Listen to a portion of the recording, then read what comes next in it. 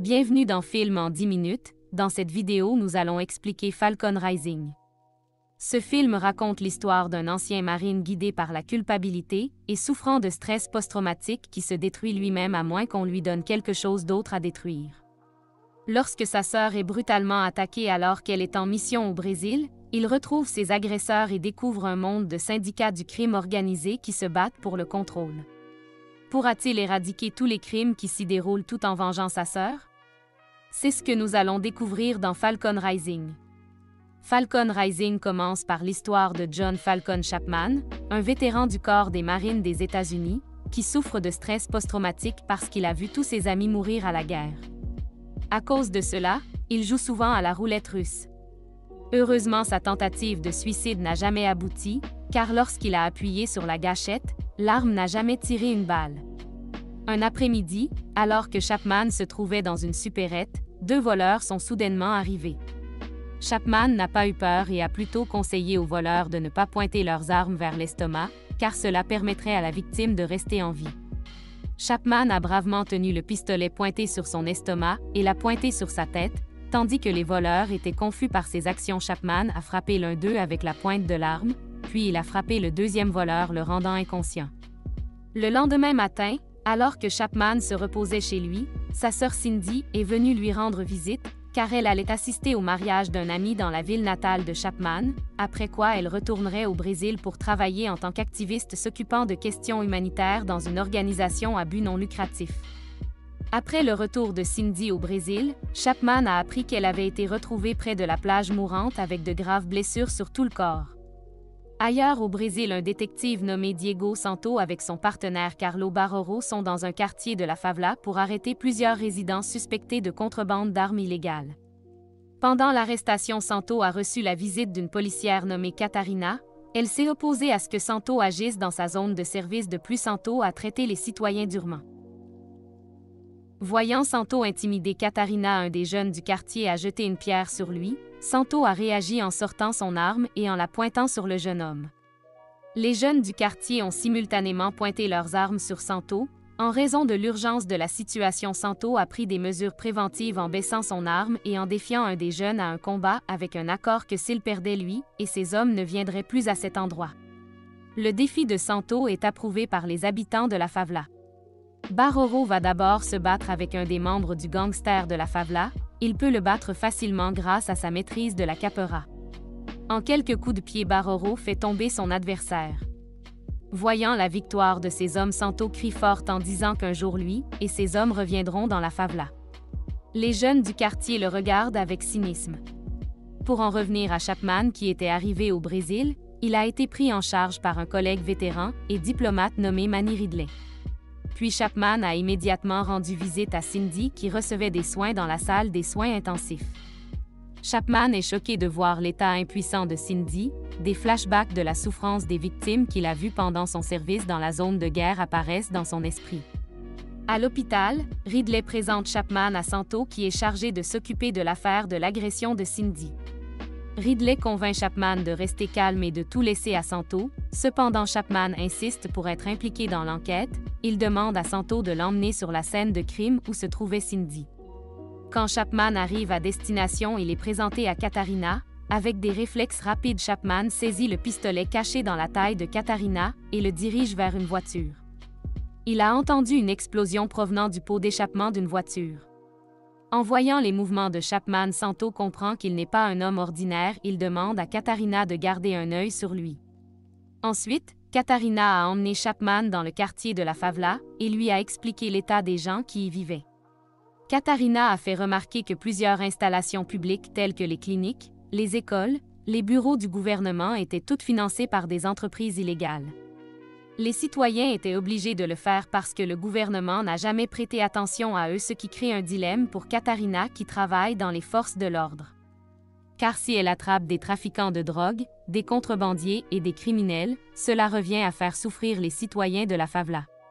Après avoir fait visiter la favela à Chapman, Catarina le laisse seul au bord de la plage.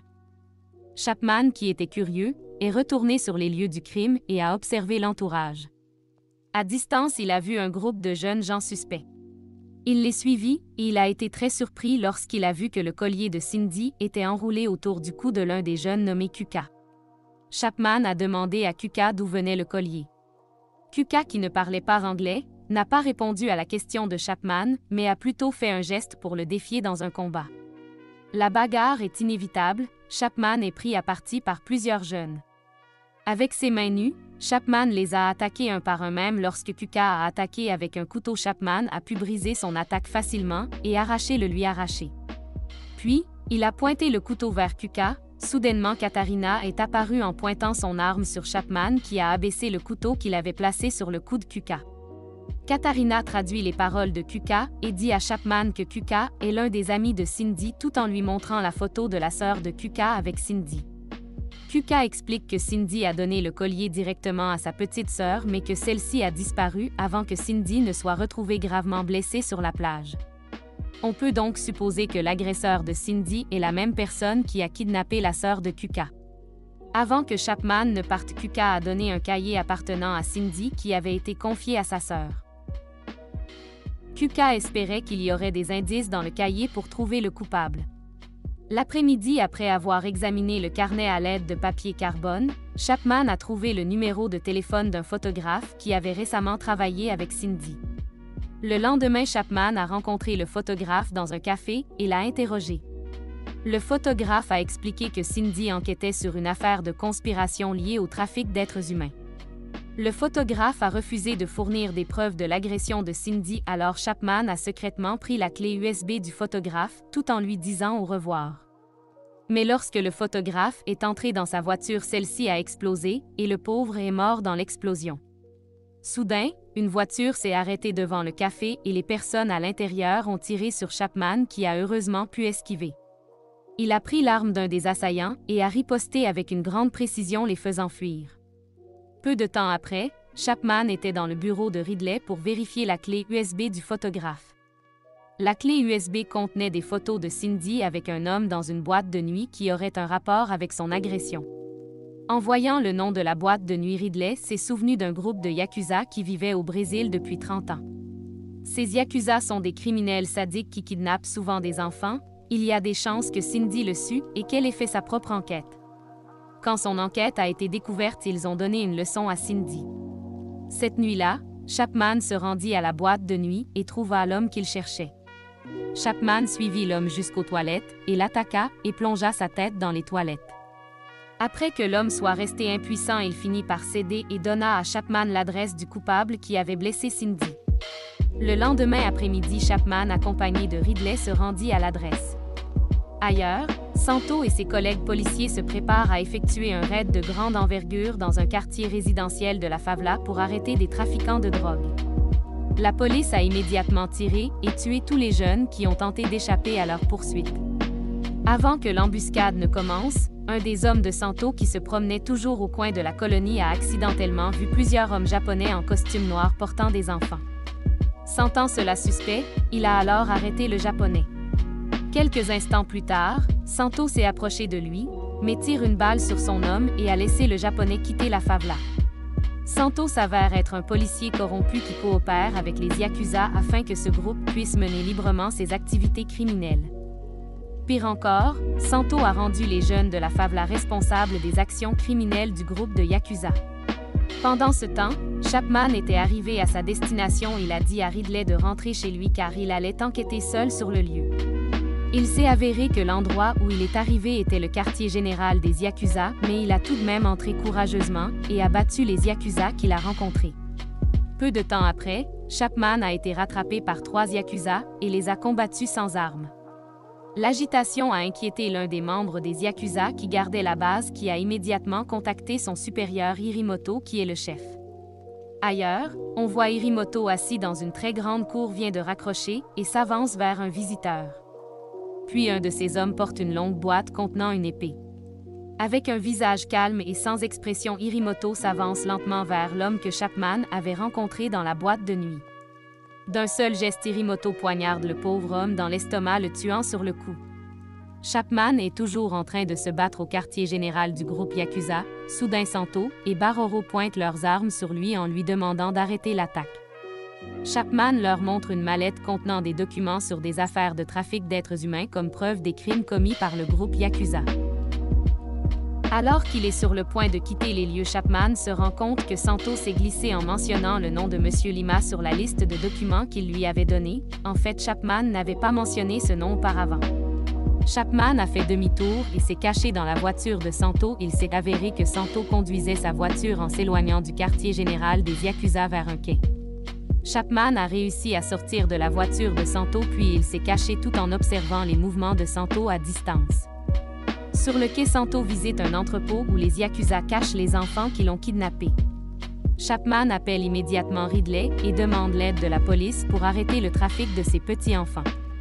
Impatient de l'arrivée de Ridley et des forces de l'ordre, Chapman prend l'initiative de rentrer seul à l'intérieur. Tout en se faufilant à l'abri des regards, Chapman les attaque un par un, réussissant à immobiliser plusieurs membres des Yakuza. Chapman tombe alors sur Baroro qui l'attaque immédiatement en utilisant la technique de l'art martial de la capoeira, mais sa capoeira n'est rien face à Chapman. Baroro tombe au sol après avoir reçu un coup violent. Puis Santo est arrivé, mais il s'est avéré qu'il n'avait pas de bonnes compétences en arts martiaux. Chapman peut briser les attaques de Santo facilement, mais alors Baroro s'est relevé, et lui et Santo ont gagné sur Chapman. Comme si cela ne suffisait pas, Hirimoto les aide aussi à combattre Chapman avec son sabre de samouraï, mais encore une fois Santo et Baroro se font facilement assommer par lui. Ensuite, Chapman a affronté Hirimoto, mais comme Hirimoto utilisait un sabre, Chapman a pris 2 barres de fer pour l'attaquer. Leur combat a été assez court. Chapman n'a eu aucun mal à vaincre Hirimoto qui s'est immédiatement effondré après avoir été frappé par le fer. Il n'a pas fallu longtemps pour que Ridley et la police arrivent sur les docks pendant que Chapman essayait de libérer les enfants. À la fin du film, Chapman est confronté à un autre problème. Soigner les blessures internes de Cindy va coûter une fortune. Heureusement, Ridley est prêt à aider à payer le traitement de Cindy à condition que Chapman soit prêt à rejoindre le département d'État comme agent sous le pseudonyme de Falcon, le nom qu'il utilisait lorsqu'il servait dans l'armée. N'ayant pas d'autre choix, Chapman accepte l'offre. Fin de l'histoire. Merci à vous et à une prochaine